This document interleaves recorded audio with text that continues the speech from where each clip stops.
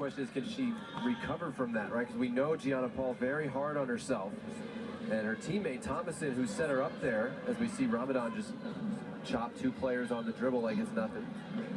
But Thomason, who set her up, she says, I have to have a goldfish memory because they can't remember more than 30 seconds.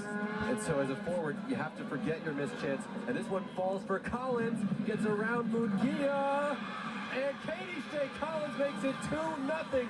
South Carolina against the run of play. Maybe stealing this one on the road. You can see when the ball hit the net and when she went to celebrate, you could see the release in her body that she had eventually scored. Because it's been what, 4 games? 4 games since she scored. So now that one ball, a great touch, plays her in, and that's the piece that we spoke about.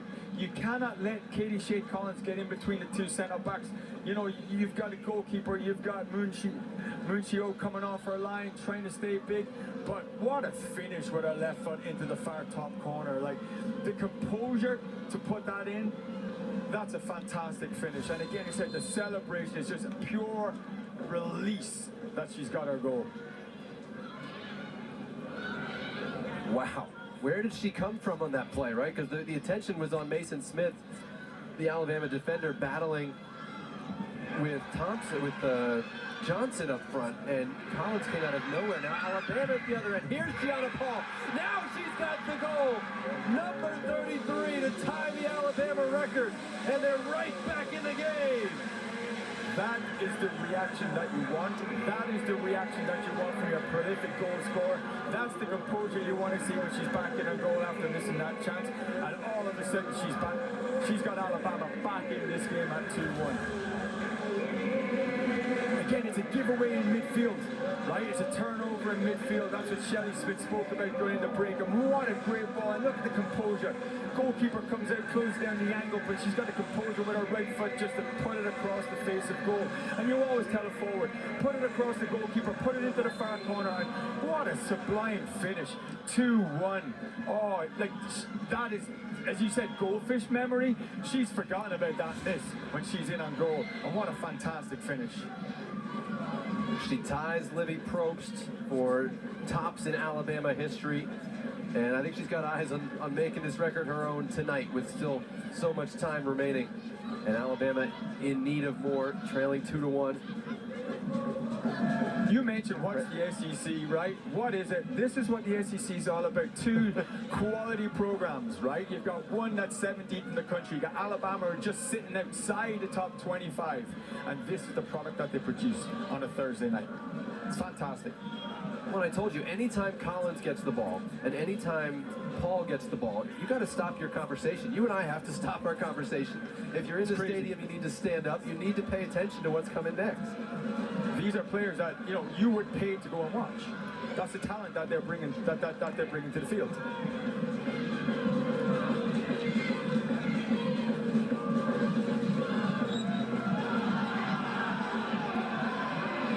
Give credit to Larkin Thomason as well, who set that goal up. She was 3rd in the country in points last year at Mercer. 16 goals, 6 assists. And Wes Hart says we need a little more offense. Larkin, you're going to get more minutes in this second half. She created one point-blank chance that could have tied it, and then with her pressure and her pass, set up Paul for the goal.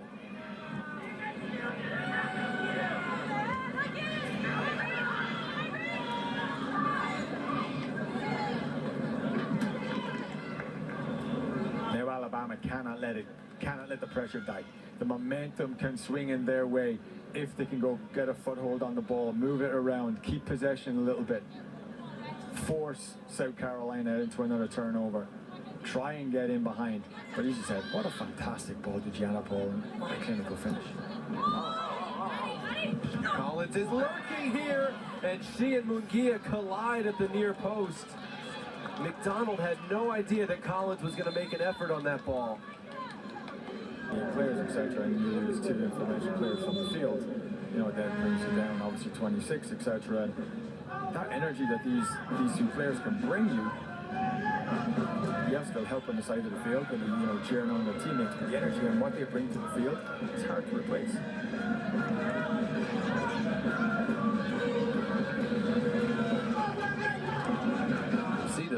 shooting ability of Gianna Paul. She set up the tying goal against Duke and is threading through a couple of tight lanes there.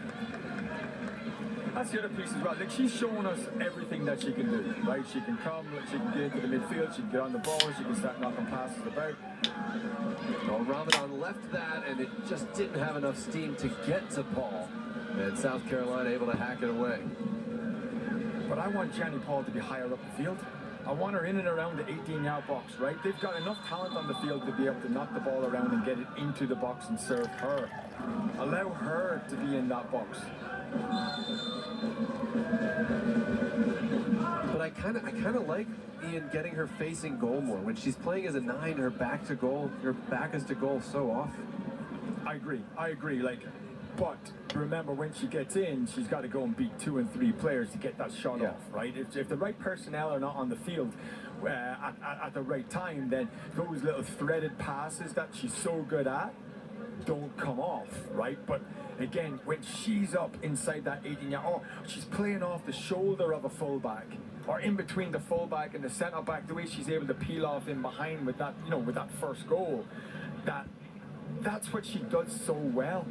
And they need to put her into those situations so that she gets another look and goal. Like, she's one of those forwards, right? She misses that chance that could have brought them back into the game. Obviously, we said, is that going to be the one? Is the head gone? And then all of a sudden, she pops up, and the composure to bring them back into the game at 2-1.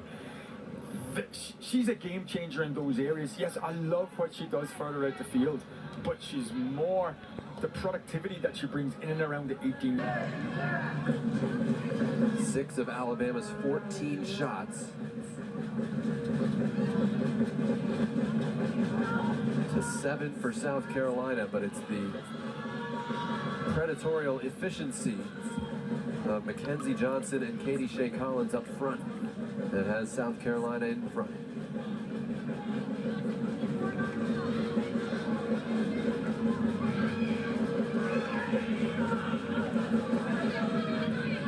See the idea by McDonald, but again, just out of reach of her target.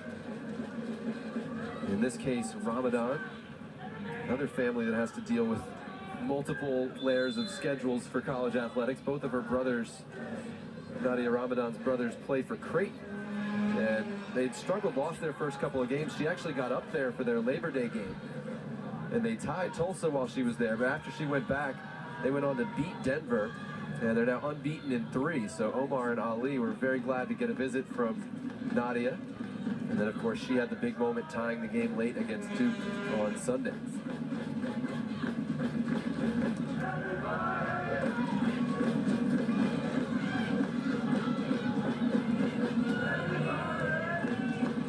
'70th minute here, South Carolina leading Alabama 2-1.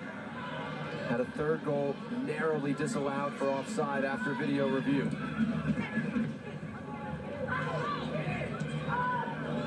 Second ball up for grabs.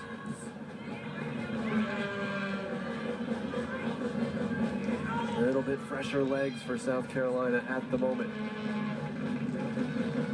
A reminder, every Saturday, Marty and McGee and SEC Nation gets you ready for football with SEC game previews and the latest news from around the conference. This week, they'll be at LSU in Death Valley, 9 a.m. Eastern, 8 a.m. Central. Everything right here on the SEC Network and the all-new ESPN app.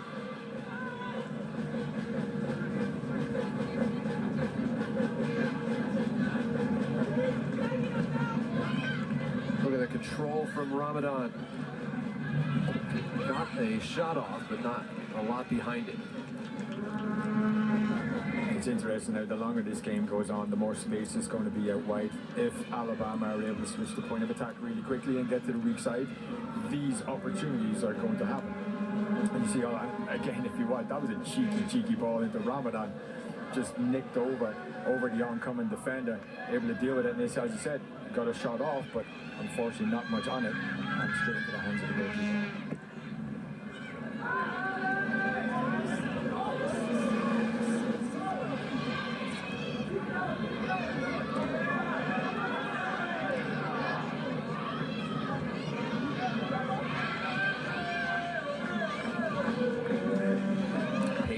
Thomason running at the South Carolina back line, tried to get it to Paul. And great work in defensive midfield for South Carolina. I believe it was Titano who broke that up. But Anna Young also in that part of the field.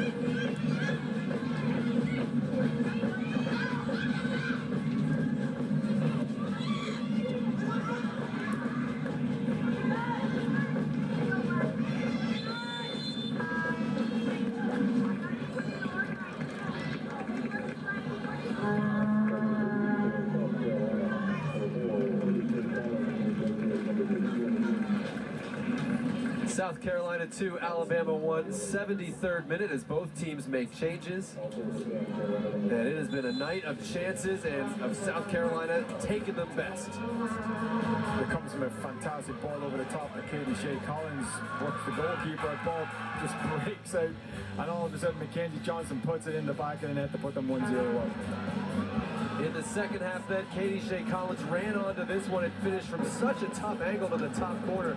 It made it 2-0. And at that point we thought maybe it was going to be curtains, but Alabama got themselves back in it. And then it looked like Collins had created the 2-goal margin again. That goal ruled out for offside. So it's still 2-1 South Carolina. And the question I have right now, Ian, does Alabama have the legs to chase this one? Because South Carolina is able to rotate more players. Both teams had tough games on Sunday, so they're pretty much equivalent there. I think the energy will come from a moment, whether it be a strong tackle or whether it be just something that just energizes them for that moment. And if they're able to go and get a decent ball into the box combined in that moment, then perhaps. But they look just heavy-legged right now. Again, they've traveled. They were over at Duke on Sunday. They've traveled back, and you would like to think with all the resources that they have, they're prepared. The legs are great going into this game, but they do look heavy-legged right now. They need some energy. Where it comes off the bench, or this young lady on the ball right now just sparks a moment of absolute genius. That's not going to do it. That kind of shot from 30 yards, and you can kind of see that a little bit of frustration from that front group, that they weren't able to get a better look as Collins goes to work. Ola Sharp did well to stay with her, poke that away, and not get a foul call. I think you hit the nail on the head. There was 2 or 3 players around Gianna Paul that she could have laid the ball off to and maybe created an overload and a better opportunity for Alabama. Instead, she goes and takes the opportunity herself, and it just obviously comes to nothing. Melina Rabibis, all kinds of space. She will hit it, and it was blocked by a charging Taylor Blue.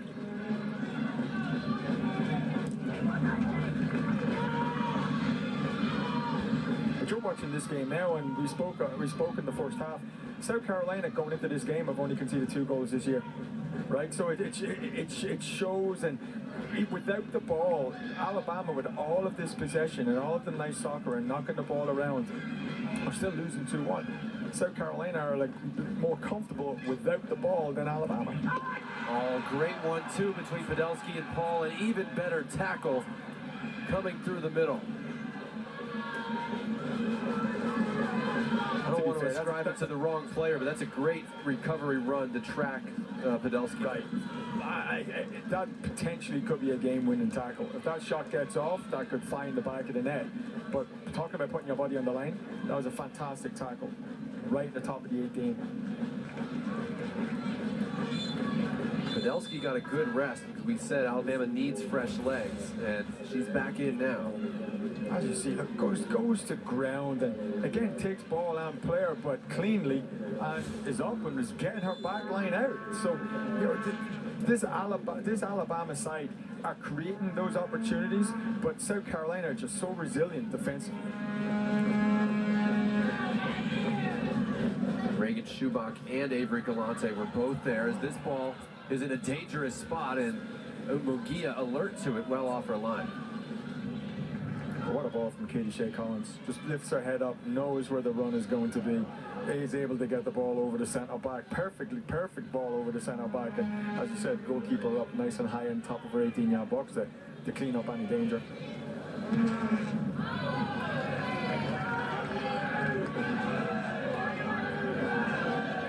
all day and played that one out for a throw-in rather than trying to bring it down. Now has to defend Ramadan. Rabimbis made one miss. Cami Silva.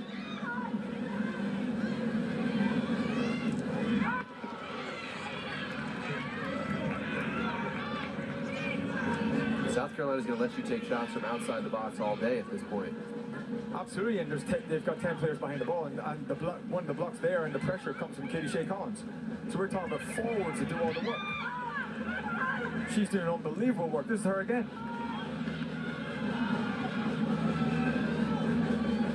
They put her in midfield with the U.S. under-20s, and she said, I gained a whole lot of respect for midfielders. It's hard, and she's putting in that work again tonight. It's great. Again, you see her. She broke, she broke all the records in the SEC last year. She was scoring goals for fun. Herself and Kat Barry had a great time, and did it in the summer with the U.S. national team. She's an engine, an absolute engine. Like as you said, 1 second you look and she's up outside the opposition's 18-yard box, and she's either combining or getting the shot away herself. The next second she's back outside of her 18-yard box, putting in a tackle and clearing the ball. The work rate she puts in, and again, that comes a lot of experience of being put around elite players, and she's demonstrating this so far all night tonight. Paul with the back heel. Cami Silva slid to win it back, and it will be an Alabama throw. I mean, it's an easy one because they're wearing the same uniform, right? But Katie Shea Collins brings me some Savannah McCaskill energy, like just...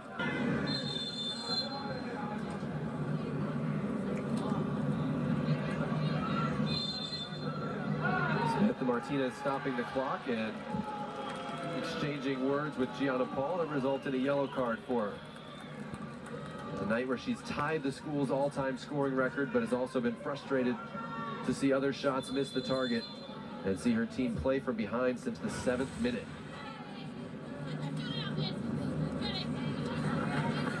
You can see it. You just, you can't talk back to the referee regardless. You can't disagree with the referee regardless, because again, they've been told, hey, keep control of the game, and it's okay. Hey, see if she put in a tackle and she got a yellow card, Wes Hart would be okay with it. But see, for just talking back to a referee, and he's not going to be happy with that.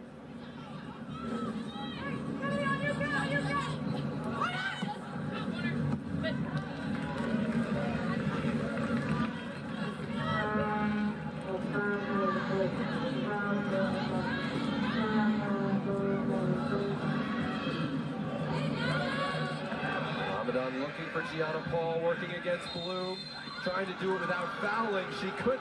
Free kick, South Carolina. And you can't argue it now, you're on a yellow. That was really, really good defending from Taylor Bloom. And you see that ball in behind has caught South Carolina on numerous occasions, and Bloom used her body really, really well. And she knew she was going to take the hard foul. But that's what's expected from your centre back when you got somebody coming from behind, especially when, let's deal with Gianna Paul. Just take the box. Thomason tries it herself. That was blocked by Schubach. Kennedy Garcia is up as another attacking weapon for Alabama now.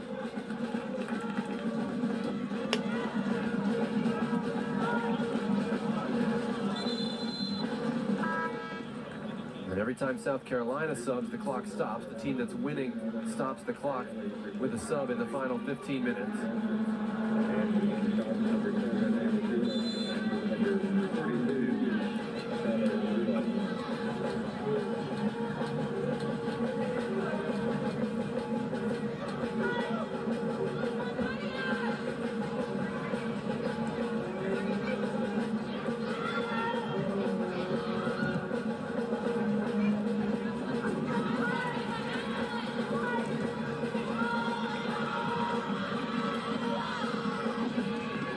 Mason Smith, the last player back for Alabama.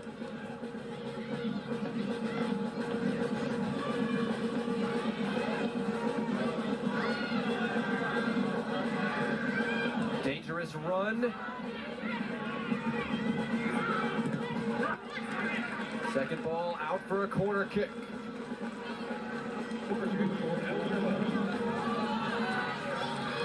This is where I want to see something different, Ian, or you want to just send it in? No, I want Alabama. They've got time. I want Alabama. Go short. go short, do something different, move this. South Carolina, the two center back, look at them zoning. They're just going to, if you put this ball up in the air, they're going to go jump, they're going to win it. It's like, you've got to do something a little bit different.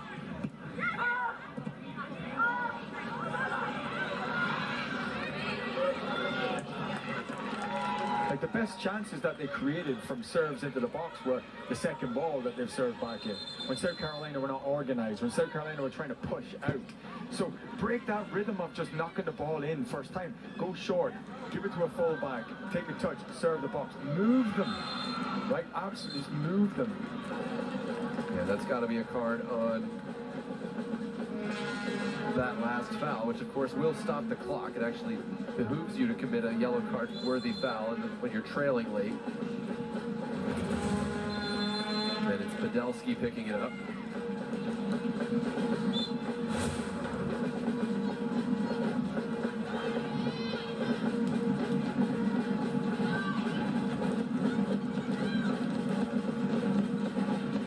The drums are still going, but they're on borrowed time at the moment in Tuscaloosa.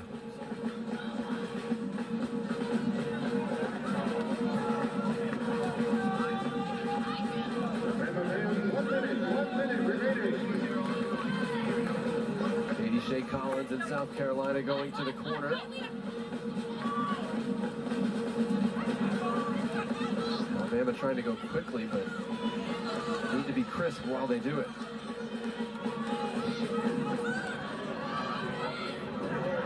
Collins won that one.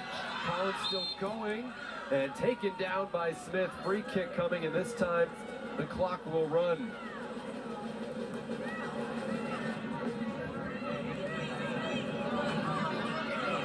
Like, it's so sad. So sad. Yeah. And again, They go get short, permission go to the play corner it, go to flag. the corner, and Yes. Alabama is exhausted and out of gas. And South Carolina is going to head off with all 3 points in the standings on opening night in a low-key, wild SEC opener. South Carolina holds on to win it 2-1 and start SEC play off with a W.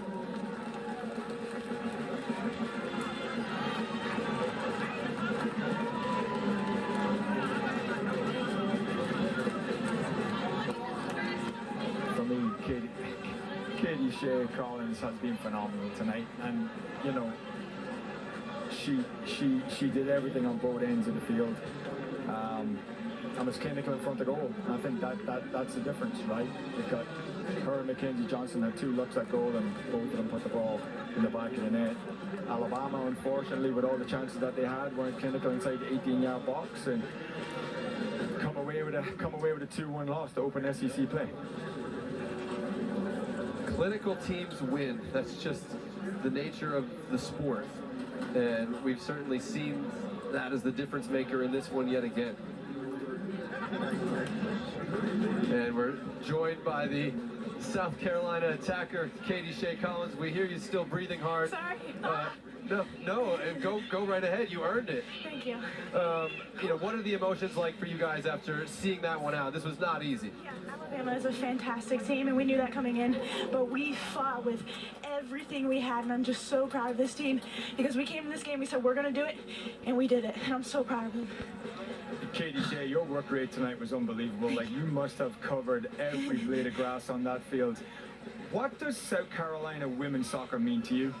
I mean, it is everything to me. This is my family, and I expect everything from them on the field, and that means I have to give it right back to them and more. And this team, I have grown so much with them because of the leadership with the older girls and our amazing coaches, and I just cannot wait to see what we do for the rest of the year. Tell me about this, the second goal for the team that you were able to get, and your emotions right after it, because you were fired up. Yeah, I mean, hey, it's been a hard year for me. I mean, I have worked my butt off every game, and I just haven't found the net. And I went to this game, and I was like, I am going to crawl off the field. I literally told Taylor that. And you know what? I wanted that goal so bad, and it felt so good and so rewarding to get it. But at the end of the day, it's not about me scoring. It's about just getting the win. So I say at the end of the game, I was even happier.